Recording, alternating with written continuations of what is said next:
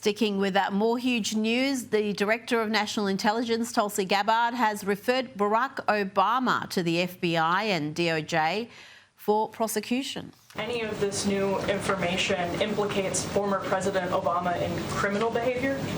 We have referred and will continue to refer all of these documents to the Department of Justice and the FBI to investigate the criminal implications of this. For even former President Obama? Correct. The evidence that we have found and that we have released directly point to President Obama leading the manufacturing of this intelligence assessment. There are multiple pieces of evidence and intelligence that confirm that fact.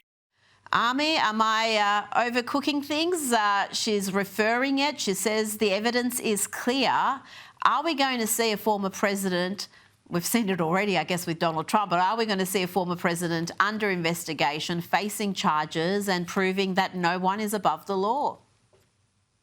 Look, Rita, two things can be true at once, right? There's no question that the Obama administration was looking for a rationale to tie Trump with the Russians. Obviously, spectacularly failed at that.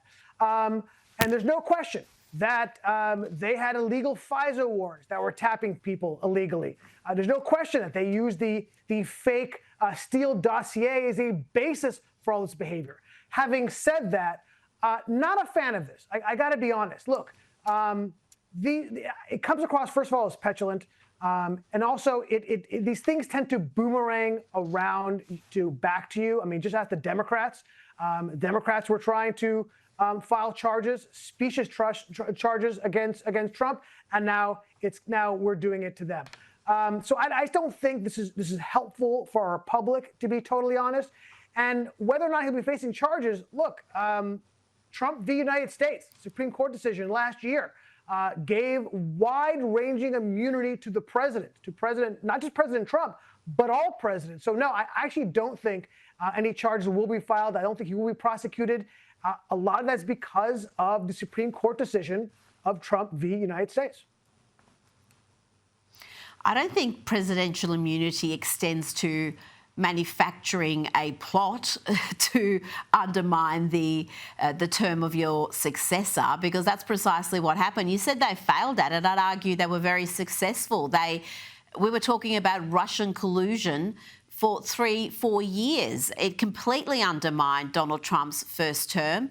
And there's a great many Americans to this day, and many Democrats, who believe Russia interfered with US elections, that they hacked the elections. That's what we were told. And it was entirely manufactured. The evidence they had said otherwise. And in that short period between Trump winning and his inauguration, they cooked up this plot army. I mean, how can that go without consequences? How can this be uncovered, exposed? It's good to have transparency, but surely the next step is people need to pay a price for this.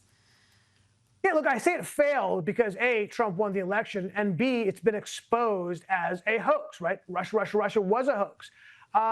No, we should allow this to go unpunished, and there are a lot of people who I think should and will be punished for it. I'm just saying that from what I read and understand, Trump v. U.S. gives wide-ranging immunity, and this may, in fact, fall within that as well. See, I disagree there, but we'll move on. We'll discuss this more, I'm sure, in the coming weeks. I'm interested in your reasoning for this data. We're seeing a mass exodus from states like California.